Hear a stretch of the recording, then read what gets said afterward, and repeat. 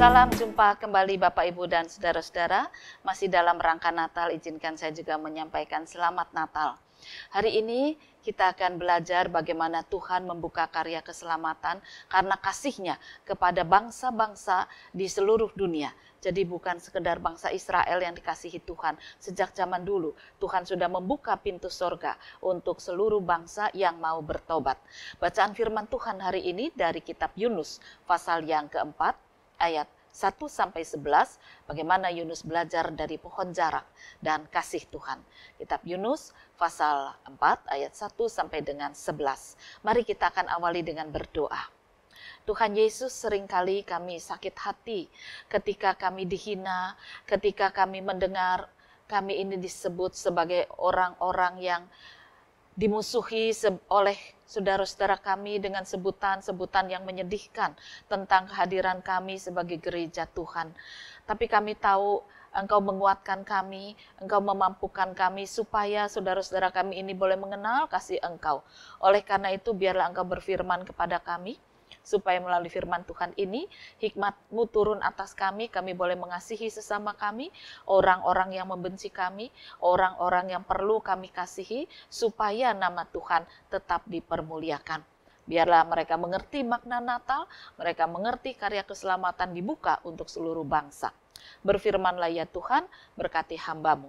Di dalam nama Tuhan Yesus Kristus kami menaikkan doa kami. Amin. Tetapi hal itu sangat mengesalkan hati Yunus. Lalu marahlah ia.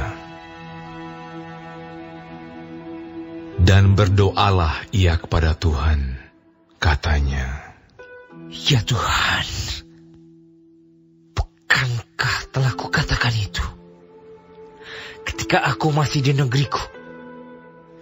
Itulah sebabnya maka aku dahulu melarikan diri ke Tarsis. Sebab aku tahu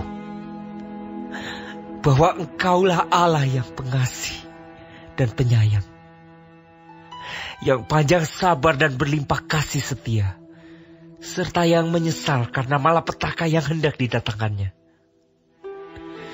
Jadi sekarang ya Tuhan, cabutlah kiranya nyawaku, karena lebih baik aku mati daripada hidup."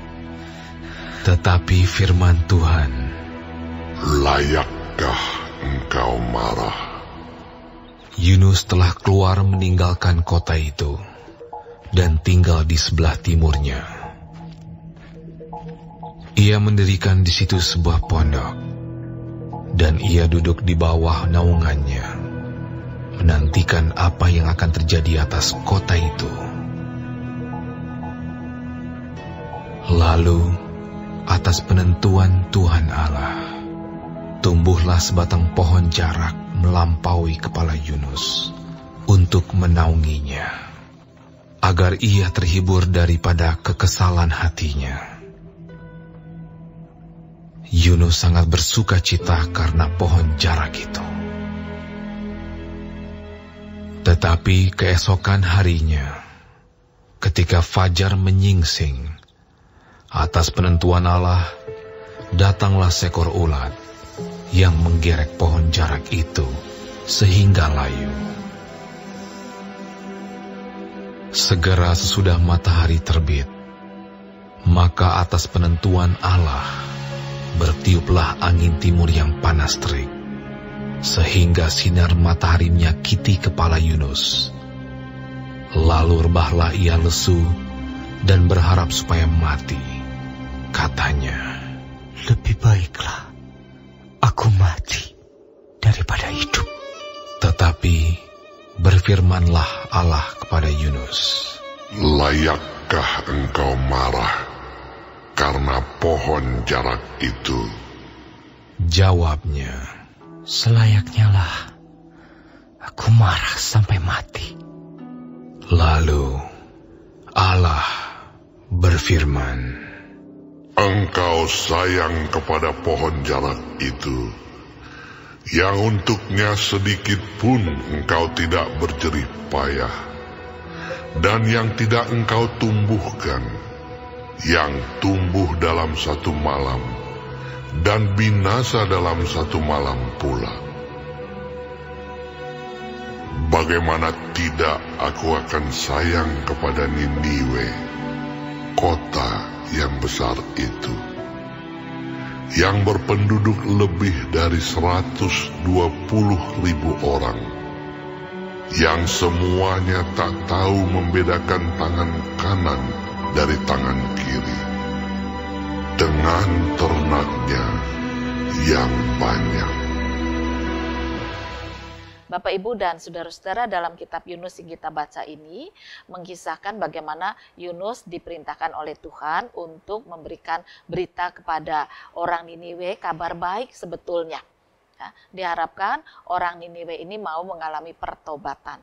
Dan sungguh akhirnya orang Niniwe ini mau bertobat. Tapi yang lucu, Yunus ini disuruh memberitakan kabar baik, namun ketika dia tahu bahwa orang Niniwe akan bertobat, dia malah marah, kecewa. Dia bilang Tuhan selalu begitu, Tuhan terlalu baik, Tuhan penuh kasih. Ya orang Niniwe itu jahat banget, kenapa mereka bertobat dan dibiarkan, diampuni? Kalau sudah dihukum saja, gitu ya, supaya dunia tahu bahwa orang-orang jahat itu akan dihukum. Lalu dia dalam kekecewaannya duduk dan kemudian Tuhan menumbuhkan sebuah pohon jarak, ya, lalu meneduhi dia. Keesokan harinya pohon jarak itu tiba-tiba mati. Ini memang cerita yang ekstrim, tetapi mau menggambarkan kasih Tuhan juga kasih yang ekstrim. Ya, karena apa? Karena Tuhan itu memberikan pengampunannya kepada setiap orang yang bertobat saat itu juga. Tidak perlu menunggu berapa jam itu tidak perlu. Tetapi ketika orang itu mengalami pertobatan seperti bangsa Niniwe, Tuhan langsung mengambil alih untuk menyatakan damai sejahtera dan tidak lagi akan menghukum mereka. Nah, di situ Yunus belajar dari peristiwa pohon jarak. Kasih Tuhan itu kasih yang luar biasa. Nah, kita juga mau belajar kasih Tuhan itu dalam peristiwa Natal ini. Saudara-saudara, ada seorang bapak yang dikatakan sebagai orang jahat, dosanya besar. Bukan cuma pada keluarga, tetapi juga di tempat dia bekerja, di tengah masyarakat. Dia banyak melakukan kejahatan-kejahatan. Sudah 2 kali dia masuk rumah tahanan, keluar berbuat jahat lagi. Akhirnya dia sadar bahwa dalam tubuhnya ini ada sakit yang susah untuk diobati. Dan ketika dia tahu bahwa umurnya tidak lama lagi, dia mulai gelisah. Kalau begitu kemana saya akan pergi setelah kematian? Dia pergi pulang ke rumah istrinya dan anaknya, minta maaf, minta ampun, tapi ditolak oleh istri dan anak. Dikatakan kamu tidak perlu balik sini, tidak ada maaf bagi kamu, terlalu berat dosamu dan kesalahanmu, terlalu tajam kamu menancapkan pisau di hatiku. Demikian kata istrinya. Hatiku teriris dan sulit untuk disembuhkan. Sudah tak maafkan berkali-kali, tapi kamu terus saja berbuat jahat. Kali ini kamu minta maaf lagi, sudah tidak ada pintu maaf. Anak-anak yang berkata begitu, Bapak pergi aja dari sini. Kehadiran Bapak itu membawa malu, membawa laknat, membawa celaka. Kami bisa hidup tanpa Bapak. Bapak itu pergi sambil menangis karena dia ditolak oleh keluarganya. Lalu dalam kebingungan dia mau kemana ya? Akhirnya diputuskan kalau gitu aku kembali ke kelompok orang jahat. Nah ketika dia kembali ke sana, ditanya, kamu mau jadi penjahat lagi atau tidak? Dan dia jawab tidak. Aku mau mondok aja di sini beberapa waktu sebelum aku tahu harus pergi kemana. Aku mau jadi orang baik. Karena ternyata setelah jadi orang jahat sekian lama, aku mau mati. Dan aku tidak tahu harus bagaimana menghadapi kematian kalau masih jadi orang jahat. Lalu kelompok orang jahat tertawa dan mengusir dia. Kalau kamu tidak jadi orang jahat ya jangan di sini. Ini bukan tempatnya. Pergilah. Akhirnya Bapak itu bingung. Dan dia duduk di sebuah halaman rumah yang cukup besar.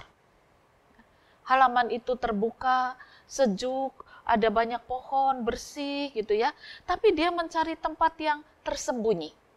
Karena dia takut diusir oleh yang empunya rumah. Dia duduk di situ dan dia menangis di situ. Semalaman dia tidur di situ dengan berteman nyamuk. Ya. Nah, kemudian pagi-pagi dia dikejutkan. Ketika ada suara musik dari dalam rumah besar itu. Lalu rumah itu terang benderang. Ya. Waduh, yang punya bangun, ada musik gitu ya. Lalu dia Makin ketakutan, dia makin sembunyi di belakang sebuah pohon. Dia diam di sana berharap untuk bisa tinggal beberapa saat sampai dia juga tidak tahu sampai kapan. Tetapi tiba-tiba dia mendengar ada nyanyian banyak orang. Ada suara nyanyian yang keras yang dinyanyikan oleh banyak orang. Suara nyanyian itu begitu indah. Bapak itu kaget dan mendengarkan saja. Lalu tidak lama kemudian ada seorang yang berbicara tentang firman Tuhan.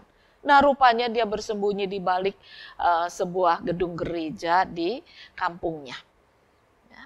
Lalu dia sembunyi di belakang pohon dan mendengarkan firman Tuhan diberitakan tentang kasih Tuhan, tentang makna Natal, bagaimana kasih Tuhan itu menggapai semua orang berdosa, orang-orang terhinakan, orang tersisihkan, orang yang tidak punya teman, para gembala, orang-orang yang menganggap dirinya sebagai orang berdosa, semua disapa oleh Tuhan Yesus.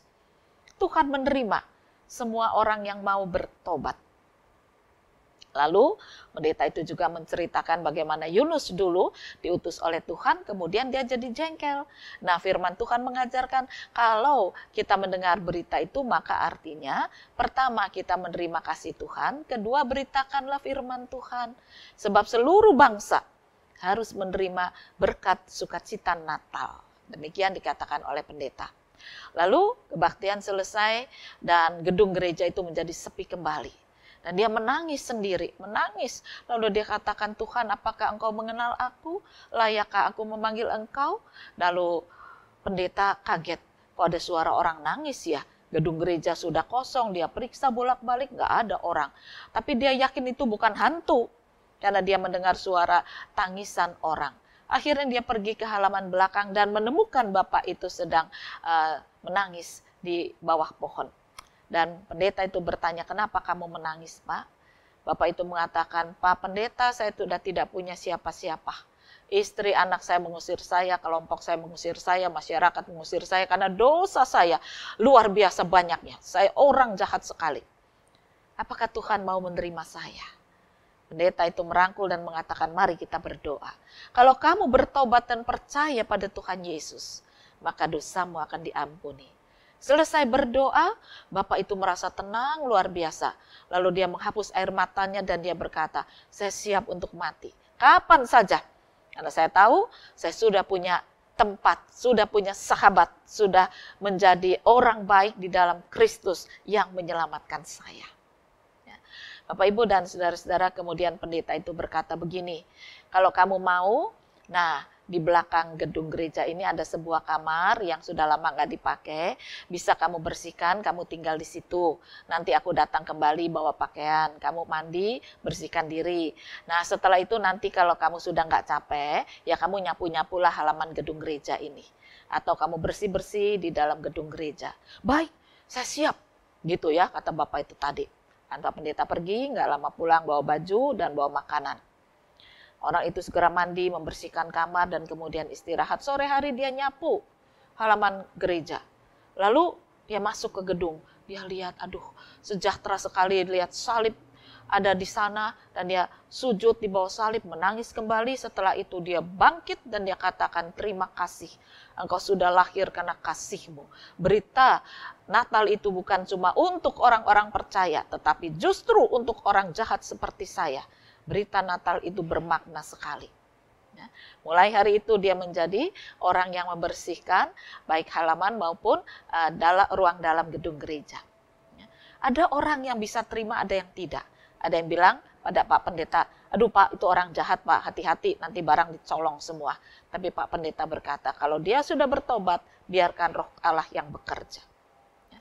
Akhirnya memang dia beberapa bulan mapan di situ sampai akhirnya dia berkata pada pendeta, dia berkata begini, Pak izinkan saya pulang ke rumah, siapa tahu istri dan anak saya sudah terima saya. Gak boleh. Akhirnya dia pulang, dia sampaikan pada istri dan anaknya dengan mengatakan bahwa saya sudah bertobat, kalaupun kamu tidak menerima saya tidak apa-apa, tetapi Tuhan Yesus sudah terima saya tinggal di belakang gedung gereja dan saya akan menunggu kematian saya di sana. Dan ternyata istrinya menangis, dia minta ampun, dia minta maaf pada suaminya, ya. Diterima kembali suaminya di situ. Akhirnya tetap bapak itu kerja untuk membersihkan gedung gereja dan halamannya, tapi kembali di tengah keluarga. Bapak, Ibu, dan saudara-saudara, peristiwa ini mengingatkan akan sebuah pohon jarak yang tidak ditanam oleh Yunus, tapi dinikmati. Dan ketika pohon jarak itu tidak ada, dia marah. Artinya Tuhan mengatakan, kalau kamu tidak menanam, kalau kamu tidak meninggikan atau menumbuhkan, kenapa kamu harus menikmati saja? Kamu juga harus memberitakan kabar baik kepada semua orang. Itulah kenikmatan yang indah. Sebab kasih Tuhan yang sudah menghadirkan orang di Niniwe sekian banyak, masa akan dimusnahkan begitu saja ketika mereka bertobat? Kasihku, kasih ekstrim, kasih yang luar biasa, tidak terbatas. Meskipun dosa mereka besar, tapi ketika mereka bertobat, aku mengampuni. Bapak, Ibu, dan saudara-saudara, mari kita juga kembali minta ampun atas segala dosa dan kesalahan kita, lalu kita hidup untuk membawa kabar baik kepada semua orang. Ampunilah orang yang bersalah, berikan berkat sukacita kepada mereka yang membutuhkan, sampaikan kabar baik kepada mereka yang masih dalam gelap, masih dalam berita buruk terus-menerus, masih dalam ketakutan, dalam kebingungan, sampaikan.